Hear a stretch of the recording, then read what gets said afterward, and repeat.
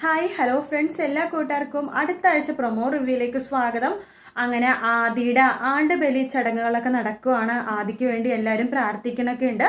അതിനുശേഷം മീനു മനസ്സിൽ വിചാരിക്കുകയാണ്, എന്തായാലും അഞ്ജലിനെ കുറിച്ചുള്ള സത്യങ്ങൾ അർജുനോട് തന്നെ ചോദിച്ച് മനസ്സിലാക്കണമെന്ന്.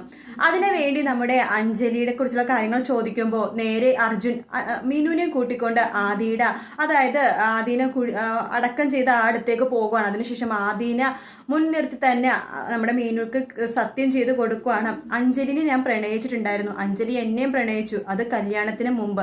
നിന്റെ കഴുത്തിൽ ഞാൻ എപ്പോൾ താലി കെട്ടിയോ അതിന് മുമ്പ് മാത്രം. പക്ഷേ അതിനുശേഷം ഞാൻ നിന്നെ മാത്രമേ പ്രണയിച്ചിട്ടുള്ളൂ, നീ മാത്രമേ എന്നിൽ എപ്പോഴും ഉണ്ടായിട്ടുള്ളൂ എന്നൊക്കെ പറയുമ്പോൾ നമ്മുടെ മീനു ആകെ പൊട്ടിക്കരഞ്ഞു പോകുക കേട്ടോ.